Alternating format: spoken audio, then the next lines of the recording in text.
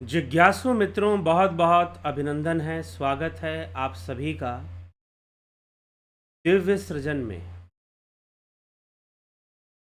प्रत्येक दिवस की भांति आज फिर हम यहाँ पर यह लाइव चर्चा का कार्यक्रम शुरू कर रहे हैं और आज से इस वर्ष की शारदीय नवरात्रि भी प्रारंभ हो रही है। शरद ऋतु, आश्विन मास। तो इस नवरात्रि से हम आज एक नई चर्चा शुरू कर रहे हैं त्रिपुरा रहस्य पर। त्रिपुरा रहस्यम शाक्त दर्शन का एक ग्रंथ है। इसका नाम है त्रिपुरा रहस्यम। इस ग्रंथ में 3 अध्याय हैं। एक है महात्म्य खंड, जिसमें लगभग 6 या 6,500 श्लोक बताए जाते हैं। दूसरा है चर्चा खंड और तीसरा है ज्ञान खंड।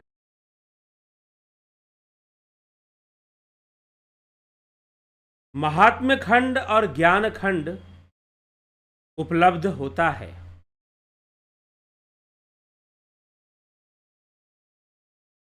तो हमारी जो चर्चा है मुख्य रूप से ज्ञान खंड के 22 अध्यायों पर है। त्रिपुरा रहस्य के ज्ञान खंड पर में 22 अध्याय हैं और उन पर यह चर्चा हम करेंगे, लाभ उठाएंगे इस चर्चा का। तो अब त्रिपुरा रहस्य के महात्म्य खंड में क्या वर्णन है? त्रिपुरा रहस्य के महात्म्य खंड में क्या वर्णन है? ज्ञान खंड में क्या वर्णन है? चर्चा खंड इतिहास का विषय है, हिस्टोरिकल फैक्ट्स हैं उसमें। महात्म्य खंड में मां त्रिपुरा सुंदरी की महिमा है। महात्म्य खंड में मां त्रिपुरा सुंदरी की महिमा है और ज्ञान खंड में मां त्रिपुरा सुंदरी की तत्वचर्चा है। ज्ञान खंड में त्रिपुरा सुंदरी की तत्व चर्चा मिलती है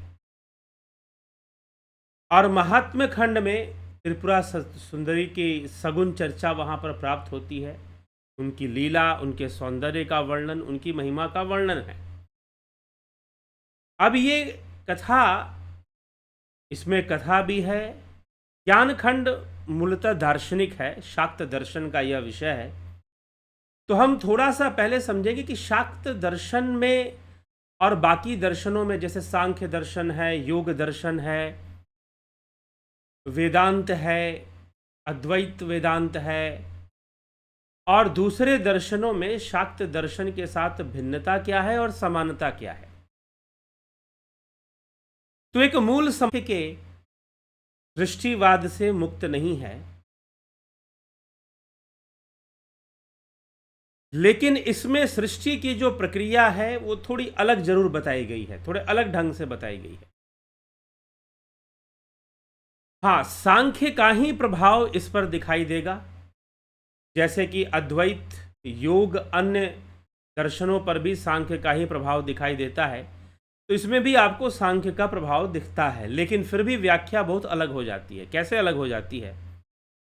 सबसे पहले यह है, हालांकि सांख्य का यह मानना नहीं है, लेकिन अद्वैत और बौद्ध दर्शन,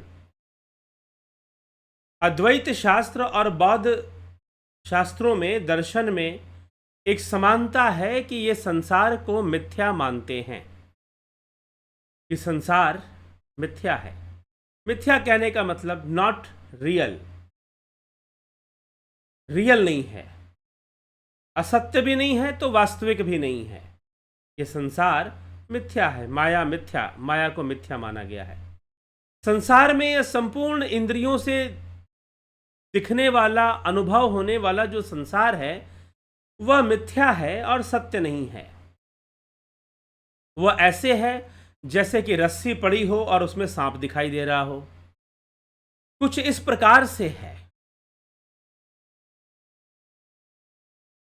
तो यह माया का होना, वास्तव में माया क्या है? तो माया अद्वैत शास्त्र के अनुसार माया ब्रह्म का विवर्त है। माया ब्रह्म का विवर्त है, मैनिफेस्टेशन है। लेकिन शाक्त दर्शन ऐसा नहीं मानता है। शाक्त दर्शन करता है कि उस ब्रह्म में अथवा उस ईश्वर में, उस परमात्मा में शक्ति है। उसमें क्या है? वह शक्ति संपन्न है और उसकी शक्ति की जो प्रतिभासना है, उसकी शक्ति की जो प्रतिभासना है, वही तो संसार है। तो संसार भासित होता है।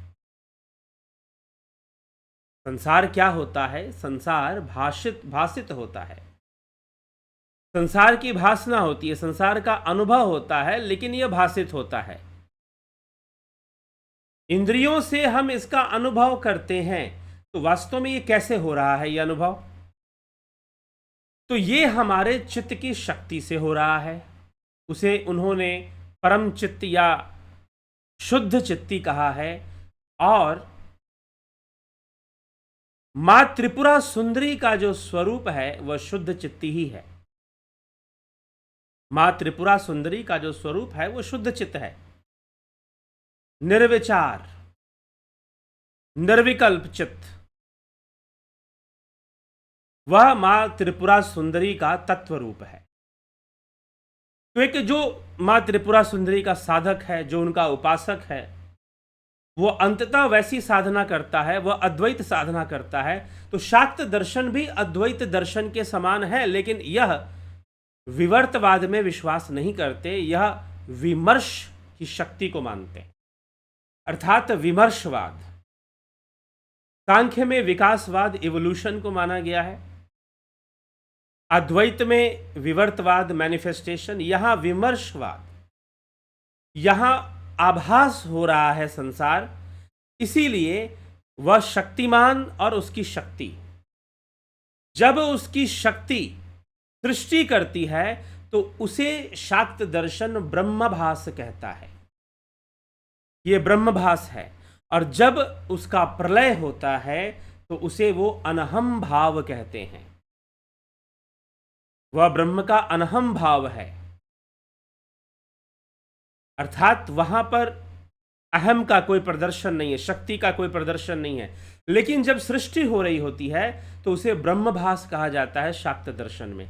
तो शाक्त दर्शन इस संसार को मिथ्या नहीं मानता, असत्य नहीं मानता, अपितु इसे शक्ति की भासना कहता है कि शक्ति है, ऊर्जा है, उससे सब कुछ चल रहा है।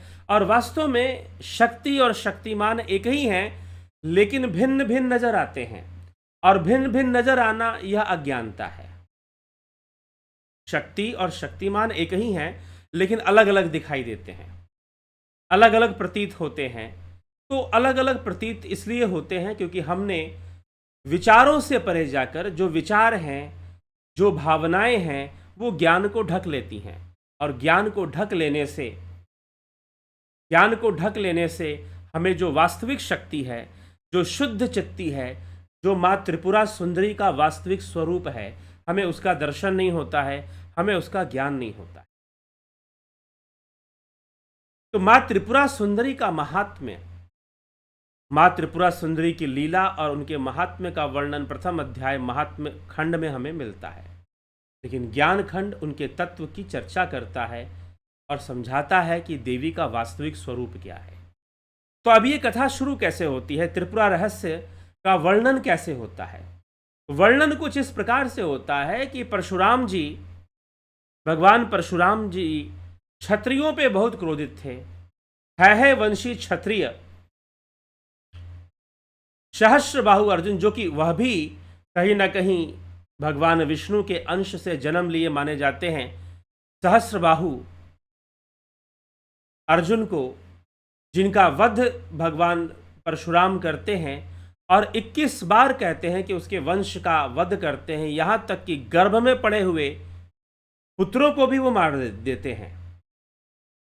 गर्भ में पड़े हुए पुत्रों को तो 21 बार क्षत्रियों का विनाश करने के बाद उनका मन थोड़ा अशांत हो गया था, हमेशा क्रोध में रहते थे, हमेशा तने हुए रहते थे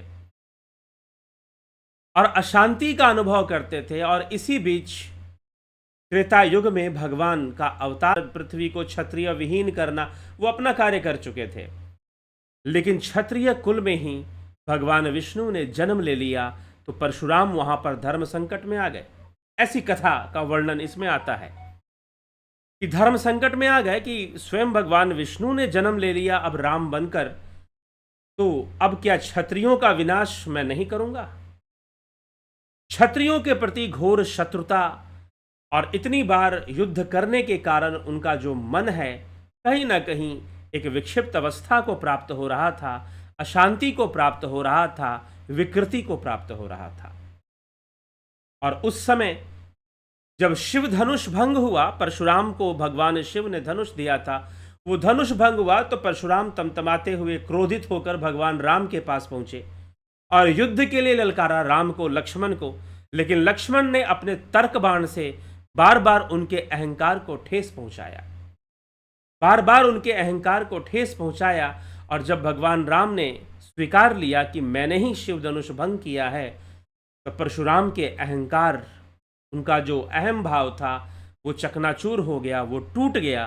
और टूटते ही उन्होंने अपना जो भगवान विष्णु का दिया हुआ धनुष था वो भगवान राम को समर्पित कर दिया और कहा कि अब मेरा कोई कार्य नहीं है, अब मैं आत्मज्ञान की खोज में जाऊंगा, अब मैं तपस्या करूंगा, साधना करूंगा और अब मुझे कोई कार्य करने की आवश्यकता नहीं है। इस तरह से कहकर वो वहां से चले जाते हैं। लेकिन जाए तो जाए कहां? अब उसके आगे की कहानी, परशुराम जी भगवान राम के साथ वार्तालाप करते हैं, लक्ष्मण जी के साथ उनका बहस होता है।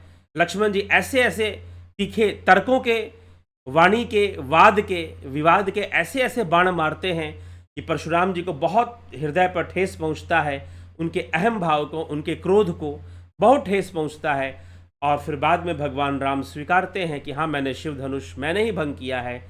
तो परशुराम जी पहले जो क्रोध में थे वो शांत हो जाते हैं और उनको लगता है कि अब जो मैं युद्ध कर रहा था, क्षत्रियों के विनाश करने का युद्ध जो मैं कर रहा था, 21 बार मैंने क्षत्रिय विहीन इस पृथ्वी को कर दिया, अब मुझे ये करने की आवश्यकता नहीं है। और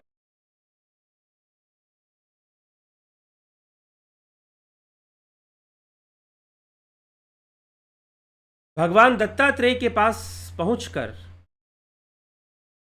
भगवान दत्तात्रेय के पास पहुंचकर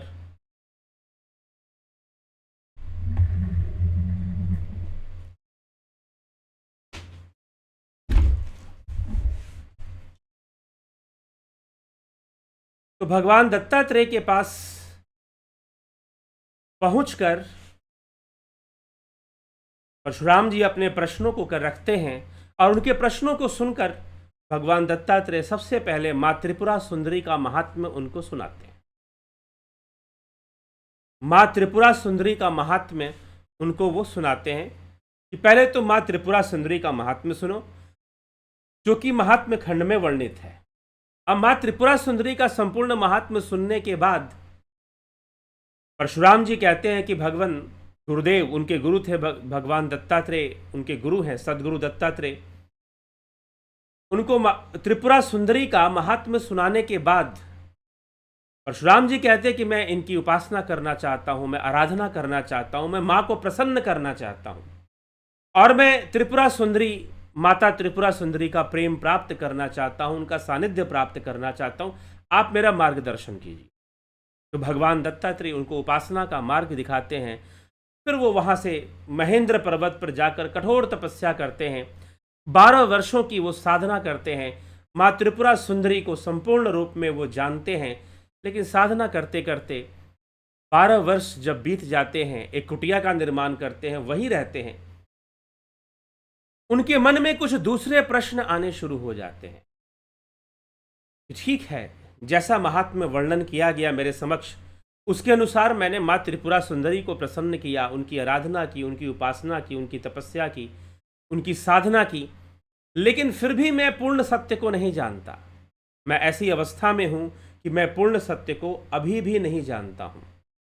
तो अब यहां पर जब माँ त्रिपुरा सुंदरी की जब साधना होती है, तो एक साधना जब हम साधना करते हैं, उपासना करते हैं, जब शाक्त शाक्त दर्शन या शाक्त साधनाएं जो है वो दो प्रकार की, क्योंकि इन्होंने संसार को सत्य माना है। हाँ, संसार को भासना माना है कि संसार हमें भासित हो रहा है। कैसे भासित हो रहा है? चित्त की शक्ति से भासित हो रहा है, और जो चित्त की शक्ति है ना, वही त्रिपुरा सुंदरी का तत्व है। तो वास्तविक रूप क्या है देवी त्रिपुरा सुंदरी का? शुद्ध तत्व रूप से परशुराम अनभिज्ञ हैं। इतनी तपस्या करने के बाद भी अभी तत्व रूप से अनभिज्ञ हैं। अब इसमें शक्ति की साधना होती है और एक साधना अद्वैत की होती है। जब शक्ति की साधना होती है, जब ऊर्जा की साधना होती है, जब ऊर्जा की जो साधना है वो निश्चय ही संसार में जो ऊर्जा शक्ति काम कर रही है, देवीय शक्ति जो संसार में काम कर रही है, उनकी उपासना होती है, उनकी साधना होती है। अब उनकी साधना में, शक्ति की साधना में भी तीन प्रकार की साधनाएं बनती है। मुख्यतः दो है, लेकिन तीन मान लिया जाता है। एक है दक्षिण मार्गी, दक्षिणा आचरण, और एक है वाम आचरण साधना, जिसमें कि वाम आचरी कहा जाएगा या वाम मार्गी कहा जाता है, और एक कहा जाता है मिश्रित। जब शक्ति उपासना होती है तो ये तीन प्रकार से होती है। दक्षिणा आचरण है, उसकी जो साधना होती है उसमें त्याग है, शरणागत है, और उसमें जो है त्याग है, शरणागत है, उसमें सात्विकता है। लेकिन जो वामाचरी साधना है, उसमें संसार के भोग हैं। संसार के भोग साधना के रूप में स्वीकार किए जाते हैं। ऐसा नहीं कि उसमें साधना नहीं, उसमें भी साधना है, उसमें युक्ति है, साधना है, लेकिन उसमें मद्यपान, मैथुन, इन सभी चीज अघोर साधना करने वाले वाम मार्गी कहे जाते हैं, वामाचारी कहे जाते हैं। वो शक्ति की साधना करते हैं। कई बार स्त्री पुरुष संबंध, मैथुन क्रिया आदि को भी साधना में जोड़ लिया जाता है। उसे भी कुछ इस ढंग से किया जाता है कि उसको भी साधना का स्वरूप दे दिया जाता है। तो वामाचारियों में यह है, लेकिन इसमें भी कई अलग अलग ग्रंथ हैं और कई अलग अलग, जैसे कि वाम मार्ग में भी कई अलग अलग बातें हैं, तो उनमें अलग अलग व्याख्या मिलती है। जैसे मैथुन शब्द का अर्थ मिलता है सुषुम्ना नाड़ी में प्राणों का प्रवेश करना, या सुषुम्ना का ब्रह्मरंध्र में जो सहस्रार चक्र है उसमें प्रवेश कर जाना शक्ति का, उसे मैथुन भी कहा गया है। तो इस तरह से भी बातें बताई गई हैं। तो वामाचारी साधनाएं भी होती हैं, और फिर साथ में दक्षिण मार्गी या दक्षिणाचारी साधनाएं भी होती हैं, और मिश्रित भी होते हैं। कुछ ऐसी साधनाएं होती हैं जिनमें कुछ अंग लिया जाता है दक्षिण मार्ग का और कुछ अंग लिया जाता है वामाचार का। तो इन सभी साधनाओं का ज्ञान परशुराम जी को प्राप्त हो चुका था। अगर उन्हें नहीं प्राप्त था तो देवी का अद्वैत रूप उन्हें प्राप्त नहीं था, और सब कुछ अभी उनका समर्पण पूर्ण नहीं था। क्योंकि समर्पण, यहां पर बहुत सुंदर समर्पण की परिभाषा दी गई है। शरणागत और समर्पण में अंतर बताया है भगवान दत्तात्रेय ने। जब परशुराम अपने संशय को 12 वर्ष की साधना करने के बाद, 12 वर्ष की तपस्या, मां त्रिपुरा सुंदरी को प्रसन्न, उनकी संपूर्ण शक्तियों को जान लेने के बाद, सांसारिक रूप से ऊर्जा के रूप में जो कुछ भी था वो सब जान लेने के बाद परशुराम जी के मन में आता है कि मुझे लगता है कि अभी भी मुझे परम सत्य नहीं पता। मुझे नहीं पता कि संसार का सत्य क्या है, और संसार का सत्य तो हमेशा दुखमय है। इस विचारधारा से ज्ञान खंड का प्रारंभ होता है। 12 वर्षों की साधना के बाद परशुराम जी को जब लगता है कि मैंने शक्ति को तो जान लिया, लेकिन शक्तिमान को मैं नहीं जानता, लेकिन इसके महत्व में शक्ति और शक्तिमान में भेद नहीं किया गया।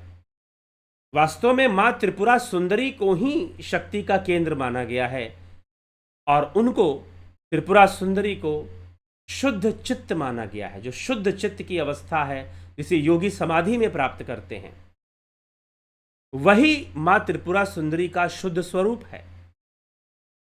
तो परशुराम जी के मन में होता है कि यह संसार क्या है, यह सांसारिक प्रपंच कहाँ से उत्पन्न हुआ, कैसे बना। मुझे संसार में कहीं भी सत्य नजर नहीं आता, संसार में दुख ही नजर आता है। और असत्य नजर आता है। असत्य नहीं बल्कि दुख, वह दुख कहते हैं कि सब कुछ दुखमय नजर आता है। फिर से जब हम सांख्य दर्शन को पढ़ेंगे, जब हम बौद्ध विचारधारा को पढ़ेंगे, तो यही इसी बात से शुरुआत होती है। तो अब एक समानता है। त्रिपुरा रहस्यम के ज्ञान खंड से दार्शनिक चर्चा शुरू होती है, और सांख्य दर्शन में जो प्रारंभ है, बौद्ध दर्शन में जो प्रारंभ है कि संसार दुखमय है, उसी विचारधारा से यहां भी चर्चा शुरू हो रही है कि संसार दुखमय है। हाँ, व्याख्या करने का तरीका जरूर अलग है और बहुत ही अनोखा है, यूनिक है। परशुराम, भगवान परशुराम जो तर्क देते हैं और वो विचार करते हैं। पहले कहा जाता है कि 12 वर्षों की तपस्या के बाद जब वो निकलते हैं जानने के लिए सत्य को, तो उन्हें एक ऋषि मिलते हैं, संवर्त ऋषि। और इस संपूर्ण कथा को जो सुनाने वाले हैं हरितायन ऋषि, जिन्होंने देव ऋषि नारद को ये कथा सुनाई थी। तो परशुराम जी जब चलते हैं तो संवर्त ऋषि उन्हें मिलते हैं और उन्हें समझाने का प्रयास करते हैं कि संसार का सत्य क्या है। लेकिन उस समय वो तपस्या से उठे हुए थे, उनका बहुत सारा जो ध्यान था वो माता के रूप में लगा हुआ था, देवी की आराधना में, देवी की उपासना में, देवी के गुणों में और देवी की शक्तियों में ही लगा हुआ था। उस समय वो अद्वैत सिद्धांत को समझने के लिए पूरी तरह से तैयार नहीं थे, और उस कारण से उन्होंने संवर्त ऋषि के द्वारा दिया हुआ ज्ञान पूरी तरह से समझ में नहीं आया। लेकिन उस पर विचार शुरू हो गया और वो विचार करते हैं कि मुझे तो सत्य को जानना है। अब मुझे लगता है कि मुझे फिर से सद्गुरु दत्तात्रेय की शरण में जाना पड़ेगा। तो भगवान परशुराम के गुरु हुए दत्तात्रेय, तो मुझे भगवान दत्तात्रेय की शरण में फिर से जाना पड़ेगा और वहीं से मेरे समस्याओं का समाधान होगा। और इस उद्देश्य को लेकर वो वहाँ जाएं, उससे पहले वो विचार करते हैं, और विचार करते हुए कहते हैं कि मुझे तो ये संसार समझ ही नहीं आता कि ये संसार क्या है। मुझे तो इस संसार में सिर्फ दुख ही दुख नजर आता है, यहाँ सुख तो है ही नहीं, और जिसको भी देखो सुख का छलावा है, सुख का एक कवरिंग है, और जैसे ही सुख का समय खत्म होता है फिर से दुख हावी हो जाता है। सब दुखी नजर आते हैं। मैं एक सम्राट से मिलता हूं तो वो सम्राट, उसके पास इतना साम्राज्य, इतना वैभव है, मुझे वो भी दुखी नजर आता है, मुझे सम्राट भी दुखी नजर आता है। एक भिखारी से मिलता हूं तो मुझे वो भी दुखी नजर आता है, एक भिखारी भी दुखी, एक सम्राट भी दुखी। तो इसका मतलब यह है कि संसार की बहुत सारी वस्तुएं और बहुत सारी उपलब्धियों को प्राप्त कर कर भी कोई सुखी नहीं हो पाता। अगर संसार की बहुत सारी उपलब्धियों को प्राप्त कर कर भी कोई सुखी हो जाता तो सम्राट सुखी होता, लेकिन सम्राट तो सुखी नजर नहीं आता, और भिखारी भी सुखी नहीं नजर आता, और संसार के दूसरे लोग भी सुखी नजर नहीं आते हैं। थोड़ी देर के लिए सुख का एक आवरण आता है जो सांसारिक सुख है, और वो आवरण वास्तव में मिथ्या है, और वो आवरण ही तो सब उन्हें दुख का कारण बन जाता है। वास्तव में वह सुख ही दुख रूप है, वह सुख है ही नहीं। जिन वस्तुओं को हम सुख का साधन मानते हैं वो वस्तुएं फिर से दुख का कारण भी बन जाती हैं। जब उनका सत्य सामने आता है तो संसार का सत्य तो मुझे यही दिखाई दे रहा है कि संसार में सुख नहीं है। और इस संसार में भी सबसे बड़ा दुख कौन सा है? सबसे बड़ा दुख कौन सा है? तो सबसे बड़ा दुख है कर्तृत्व भाव। कृतित्व भाव जो है, अर्थात कर्तव्य का भाव ना होना। अब यहां पर थोड़ा सा आपको लगेगा कि भाई ये तो बात उल्टी जा रही है, भगवान कृष्ण ने तो कर्तव्यों की पालना की बात कही है, लेकिन निष्काम भावना से कही है। यहां पर कर्तृत्व भाव की जो चर्चा परशुराम जी कर रहे हैं कि यही सबसे बड़ा दुख है। क्या दुख है? कि हमें कर्म करना है। कर्म क्यों करना है? क्योंकि हमें फल चाहिए। हमें कर्म करना है क्योंकि हमें फल चाहिए। हमें फलाना फल चाहिए तो हमें यह कर्म करना पड़ेगा, हमें वो फल चाहिए तो हमें यह कर्म करना पड़ेगा। और ये जो कर्म करने की जो विवशता है, यही सबसे बड़ा दुख है। प्रथम अध्याय में, ज्ञान खंड के प्रथम अध्याय में भगवान परशुराम कहते हैं कि सबसे बड़ा दुख क्या है? कर्तृत्व भाव। जो कर्तृत्व भाव है कि हमें करना है, हमें कर्म करना है, क्योंकि हमें कर्म कर कर हमें फल की प्राप्ति करनी है। हमें ये फल चाहिए, हमें ऐसा जीवन चाहिए। हमें अच्छा धन चाहिए, हमें अच्छा वैभव चाहिए, हमें ऐसा जीवन चाहिए, हमें वैसा जीवन चाहिए, तो हम अपनी वासनाओं की पूर्ति हेतु, हमें जो जिसमें हम है उसकी पूर्ति हेतु हम अनेकों कर्म करते हैं। और ये जो कर्म करने की जो भावना है कि ये कर्म करेंगे तो ये फल मिलेगा, और जब हमें फल मिलता है वो फल टिकता नहीं है, वो फल कभी टिकता नहीं है, और फल न टिकना यह भयंकर दुखों को उत्पन्न करता है। आपने भोजन किया, स्वादिष्ट भोजन किया, अरे उस स्वादिष्ट भोजन का सुख कब तक रहेगा? कुछ समय तक रहता है, और कुछ दिन बाद या तुरंत अगले दिन आपको फिर से स्वादिष्ट भोजन चाहिए। आपने अपनी प्रेमिका सुंदर स्त्री के साथ मिलन किया, सुंदर स्त्री ने सुंदर पुरुष के साथ मिलन किया, आनंद भोगा, सुख भोगा, लेकिन कब तक रहता है वो? फल कभी स्थित नहीं रहता। संसार में कर्मों का जो फल है वो कभी स्थिर नहीं रहता। ऐसा होता कि हम खाना खाते, हम स्वादिष्ट भोजन करते, हमारा पेट भरता, और वो जो स्थिरता की अवस्था है, वो जो संतुष्टि की अवस्था है, वो हमेशा बनी रहे। लेकिन ऐसा होता दिखाई नहीं देता, ऐसा तो होता ही नहीं है। हमें फिर से स्वादिष्ट भोजन चाहिए, हमें फिर से अच्छा भोजन चाहिए। एक बार कोई स्त्री पुरुष मिले, उन्होंने सुख भोगा, उसके बाद फिर से उनको मिलना है, वो उस अवस्था में टिके हुए नहीं रहते हैं। अर्थात इस फल की प्राप्ति हमें फिर से कर्म करने की प्रेरणा देती है, और ये कर्म करते हैं फिर फल भोगते हैं, फिर कर्म करते हैं फिर फल भोगते हैं, और कोई भी फल टिकता नहीं है, कोई अवस्था स्थिर नहीं रहती है। ऐसा होता कि स्थिर बने रहता, तो कोई भी अवस्था स्थिर नहीं है। तो मुझे नजर आ रहा है कि संसार में जो शक्ति का जो प्रचार है, जो प्रसार है, ऊर्जा का जो प्रसार है, वो स्थिरता तो प्रदान कर ही नहीं रही है। तो मां त्रिपुरा सुंदरी की जो उपासना, उससे भी उनको संतुष्टि नहीं होती है। वो धीरे धीरे असंतुष्ट हो जाते हैं, क्योंकि मैंने अभी जो साधना की है, बस जो ऊर्जा, जो शक्ति कार्य कर रही है, उसकी साधना की है। उसकी साधना के लिए ही मैंने मार्ग बताए कि दक्षिण मार्गी होते हैं और वाम मार्गी होते हैं। वाम मार्गी वाले मैथुन, मद्यपान और कई तरह की क्रियाएं वो लोग करते हैं, उन सबको उसमें सम्मिलित कर लेते हैं। जहां भी शक्ति का प्रसार हो रहा है, उन सभी क्रियाओं को उनकी साधना में सम्मिलित किया जाता है। लेकिन यह सब साधनाएं भी मात्र परिवर्तनशील हैं, कुछ भी स्थिर नहीं है। और मनुष्य का कर्म करना तो जैसे कि कोल्हू के बेल के समान हो। जैसे कोल्हू का बेल घूमता रहता है, घूमता रहता है, घूमता रहता है, पहुंचता कहीं पर भी नहीं है। सारा दिन चलता रहता है, लेकिन पहुंचता कहीं पर भी नहीं है। मनुष्य की स्थिति क्या है? कर्म करता है, फल भोगता है, फिर कर्म करता है, फिर फल भोगता है। ऐसा होता कि हम भोजन करते, स्वादिष्ट भोजन करते, और उस स्वादिष्ट भोजन से जो तृप्ति हमें प्राप्त होती है, वो तृप्ति हमेशा बनी रहती, वो संतुष्टि हमेशा बनी रहती। ऐसा तो हो ही नहीं पा रहा। फल तो स्थिर ही नहीं हो पा रहा है, ऐसा तो हो ही नहीं पा रहा है। तो फिर तरह तरह की शक्ति साधनाओं को कर भी क्या लाभ? तरह तरह की शक्तियों को प्राप्त करके भी क्या लाभ? वो शक्तियां भी तो हमेशा हमारे साथ टिकने वाली नहीं है। एक दिन वो शक्तियां भी नष्ट होंगी, और फिर से हमें उन शक्तियों के लिए साधना करनी पड़ेगी। भगवान परशुराम का मन फिर से अशांत हो जाता है।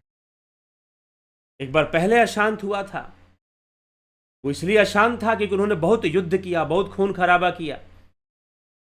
तो मां त्रिपुरा सुंदरी का महात्म्य सुनकर वो शांत हुआ, और मां त्रिपुरा सुंदरी की उपासना में वो लग गए।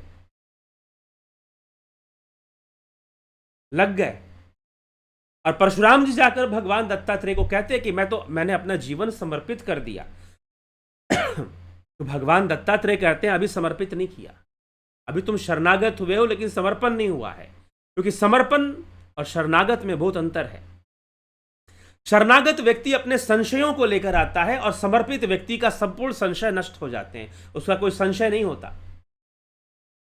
अभी तुम्हारे मन में संशय है, इसलिए समर्पण अभी नहीं हुआ। जब तुम्हें तत्व ज्ञान होगा, मां त्रिपुरा सुंदरी के मूल तत्व को जब तुम जान लोगे, तब जाकर तुम्हारा समर्पण होगा, अन्यथा समर्पण नहीं होगा। तो परशुराम जी अपने हालांकि इसमें और भी कुछ रहस्य वो चिंतन करते हैं। एक बहुत महत्वपूर्ण विषय है कि दुख का कारण और दुख, सबसे बड़ा दुख क्या है? तो सबसे बड़ा दुख है कर्म भाव, कर्तृत्व भाव, कि हमें कर्म करना है। क्यों करना है? क्योंकि हमें फल की प्राप्ति चाहिए, और वो फल कैसा है? जो कभी स्थिर नहीं रहता। फिर हम कर्म करते हैं और फिर हमें फल चाहिए। परशुराम जी देखते कैसी स्थिति है मनुष्य की, या जीव की कैसी स्थिति है, कितनी दुर्दशा है। एक कोल्हू के बैल को देखो, दिन भर उसे चलाया जाता है, आंखों पे पट्टी बांध दी जाती है ताकि उसे दिखाई ही ना दे कि सत्य क्या है। अगर आंखें खोल दी जाए और गोल गोल घुमाया जाए तो वो भी चलने को तैयार ना हो। इतना भी मूर्ख नहीं होता बैल। उसको इतनी समझ है कि मुझे गोल गोल घुमा रहे हैं, इससे क्या फायदा होगा, मैं कहीं पहुंच तो रहा नहीं हूं, कहीं घूमने तो जा नहीं रहा हूं मैं, और घूम फिर कर वहीं पहुंच जाता है। आज हमने खूब बढ़िया से स्वादिष्ट भोजन कर लिया, कल परसों हमें फिर से स्वादिष्ट भोजन चाहिए। एक बार मैथुन सुख भोग लिया, फिर से चाहिए, फिर आप उसी अवस्था में आ जाते हो, फिर से चाहिए आपको। तो संसार में जितने भी सुख हैं, ये प्रकृति जो हमें देती है, वो बार बार हमें चाहिए, और बार बार हमें कर्म करना पड़ता है, बार बार उस फल को हम प्राप्त करने के लिए भागते हैं।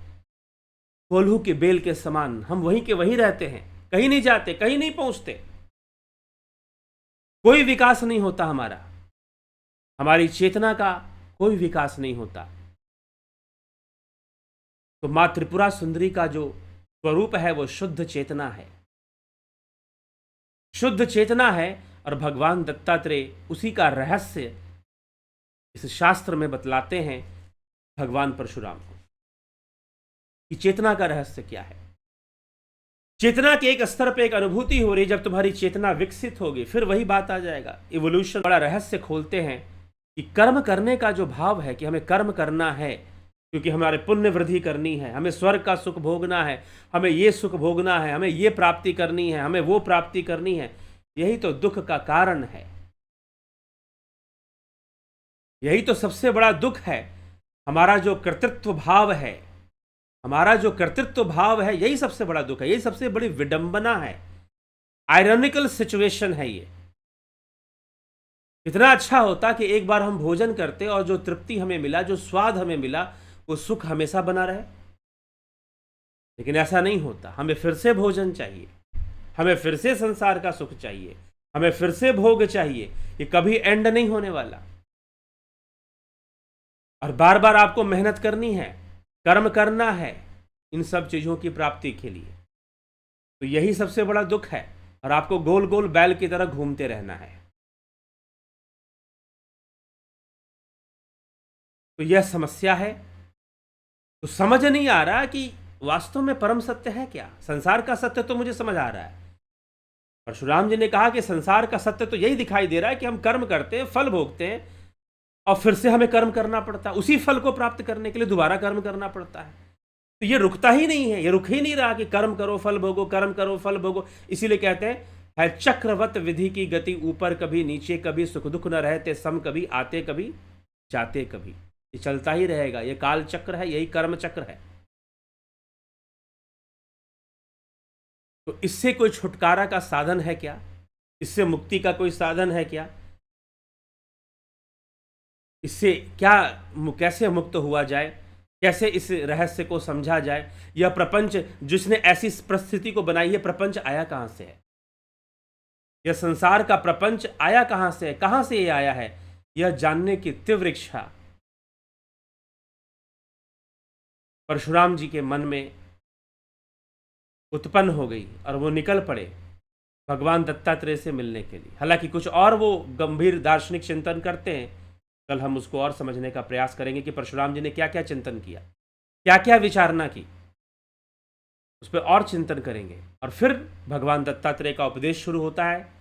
दूसरे अध्याय में वो प्रश्न रखते हैं और फिर उपदेश शुरू होता है।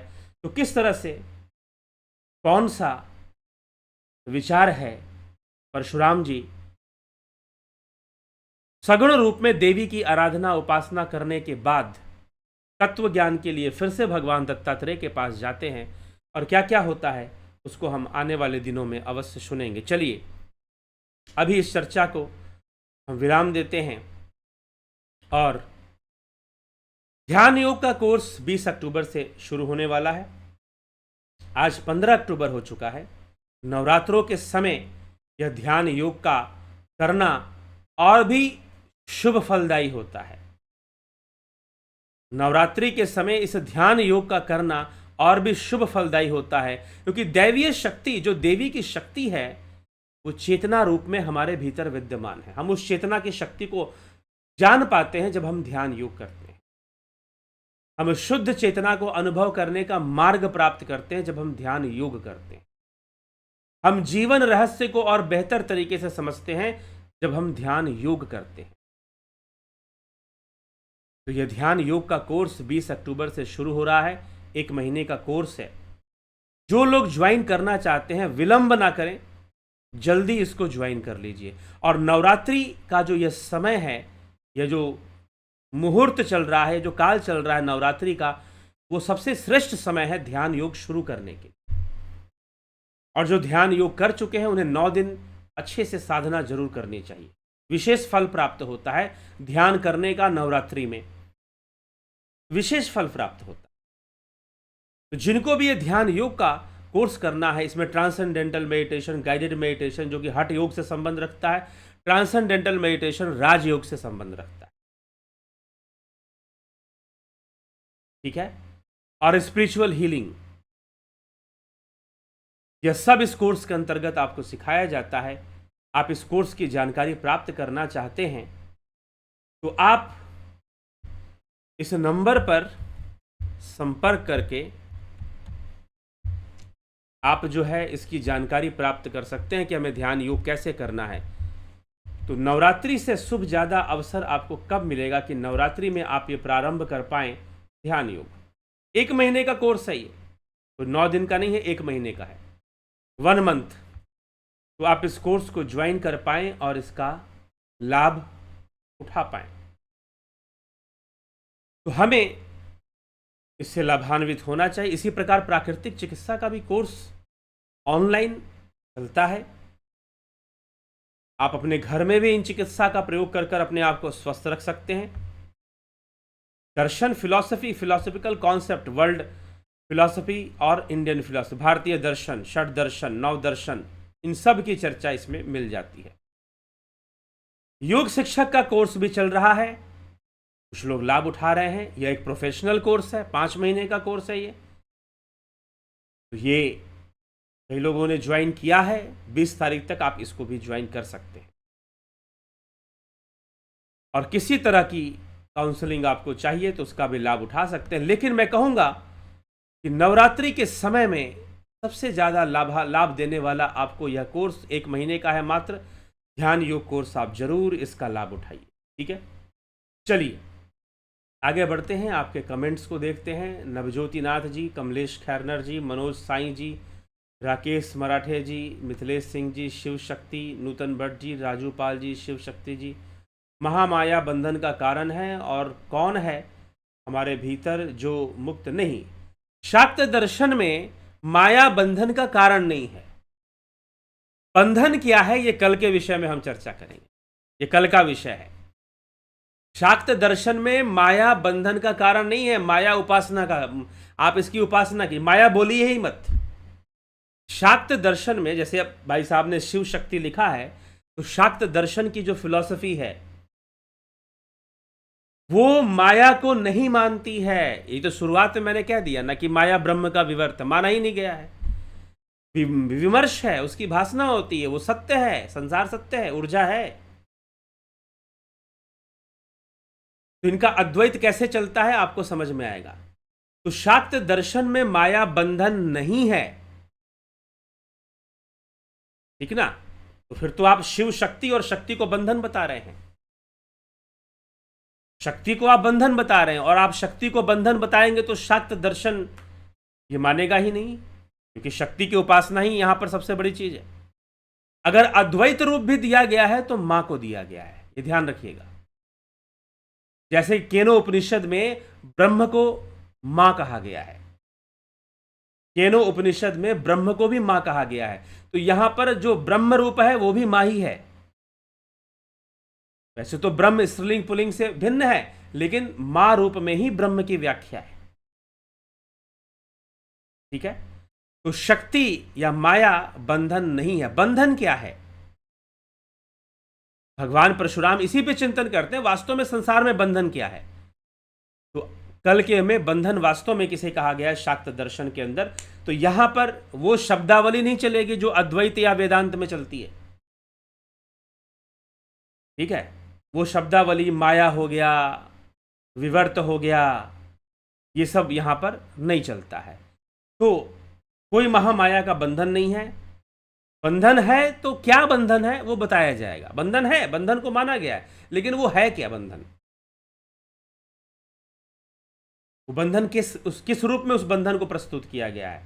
तो माया को बंधन नहीं मानते हैं। ठीक, कौन है हमारे भीतर जो मुक्त होना चाहता है? जीव है जो मुक्त होना चाहता है। हाँ, मूलतः सांख्य के अनुसार पुरुष मुक्त होना चाहता है। पुरुष दृष्टा दृश्य संबंध को खत्म करना चाहता है। ठीक, लेकिन जीव है जो बंधन को अनुभव करता है, उसी को मुक्ति चाहिए। यह अद्वैत शास्त्र के अनुसार ये कहा जाएगा। बाकी शाक्त दर्शन में अलग शब्दों का प्रयोग होता है, अलग तरीके से बातों को रखा जाता है, इसको समझ लीजिएगा। इसलिए मैंने पहले कह दिया, यहां विवर्तवाद स्वीकार नहीं है, विकासवाद स्वीकार नहीं है, यहां विमर्श शक्ति चलती है। विमर्श शक्ति को माना जाता है। और देवी की उपासना में एक उपासना शक्ति उपासना है, एक उपासना अद्वैत उपासना है। यहां देवी की ही अद्वैत उपासना है और देवी की ही शक्ति उपासना है। अब शक्ति उपासना में भी बाह्य साधना जो है उसमें दो प्रकार के मार्ग हैं, दक्षिण मार्गी है, वाम मार्गी है, मिश्रित मार्गी है। ठीक है, तो इस तरह से वो साधनाएं करते हैं अपना, और फिर एक अद्वैत साधना। तो परशुराम जी सब कर चुके हैं, लेकिन अब उनको अद्वैत समझना है, उनको तत्व ज्ञान चाहिए, उनको संसार का दुख से मुक्ति चाहिए, और मूल तत्व क्या है, स्थिर तत्व क्या है, परम तत्व क्या है, उनको जानना है। और इस उद्देश्य से उनकी यात्रा शुरू होती है। वो भगवान दत्तात्रेय के पास इसके प्रश्न के लिए जाते हैं। अवनी प्रधान जी, श्वेता कन्हई कुमार जी, बिमला शाह जी, सविता नायक जी, गोविंद प्रसाद नेमा जी, ए.के. भट्ट जी, तीरथ दास साहू, पोस्ट प्रकाश शर्मा, योगेश खैरनर, स्मिता सावंत, पलकधारी जी, शिखर शर्मा, नरेंद्र माकुड़े, किशोर वैद्य, माधुरी कोले, विष्णु चंद्र मौर्य, संतोष कुमार, घनश्याम सरोदे, गुमानाराम चौहान, श्वेता राय सिन्हा, बिमला शाह, जलाराम रायका, नीलम यादव, सतीश मास्टर जी, रामविलास जी, रूपलाल विश्वकर्मा, योगेंद्र पंडित, विनोद के सूद, ए.के. त्यागी जी, अमन कक्कर जी। गुरु जी, कितने दिन ध्यान करने से अनुभव होगा? अरे पहले ध्यान शुरू तो कीजिए। साधक पर निर्भर करता है, अलग अलग साधक हैं, उनकी पिछली साधना कितनी है, उन सब पे निर्भर करता है। ठीक है, ध्यान योग का कोर्स कीजिए। पहले कोर्स करना नहीं है, सिर्फ प्रश्न करना है, तो कहाँ से उत्तर मिल जाएगा? जय श्री राम गुरु जी। सुधीर सिंह जमवाल जी, ईशा जी, पारजी जी, कुंवर जी, राकेश गुप्ता, आमिर सिंह जी, आपके समझाने के सलीके को बहुत बहुत अभिनंदन है आपका। सीताराम माली जी, रामविलास जी, आज का अति दुर्लभ और अनमोल ज्ञान देने के लिए आपको बहुत बहुत धन्यवाद। आमिर सिंह जी, क्या विकार मुक्त जीव ही रहेगा और नाम होगा? नहीं, बदल जाएगा जी। जो वृत्ति मुक्त हो जाएगा, विकार मुक्त हो जाएगा, वो फिर वही नहीं रहेगा जो है। ठीक है, तो चलिए अभी हम विचारों को यहाँ विराम देंगे और कल फिर मिलेंगे 9 PM लाइव चर्चा में। तो शाक्त दर्शन के इस विषय की जो विषय है, इसकी चर्चा हम आगे बढ़ाएंगे। त्रिपुरा रहस्यम के ज्ञान खंड पर हम चर्चा कर रहे हैं। आप इसका लाभ उठाइए, लाभान्वित होइए और अपने जीवन को सुंदर बनाइए, बेहतर बनाइए। चलिए, बहुत बहुत आभार है आप सभी का। आपको अच्छा लगे, श्रेष्ठ लगे, समझ में आ रही है बात तो जरूर शेयर किया कीजिए, यथासंभव शेयर किया कीजिए, ताकि सनातन धर्म का उपदेश और इसकी महानता, इसकी विशालता सब समाज के पास पहुँचे और वो समझ पाए इन सभी विषयों। सभी को ओम तत्सत।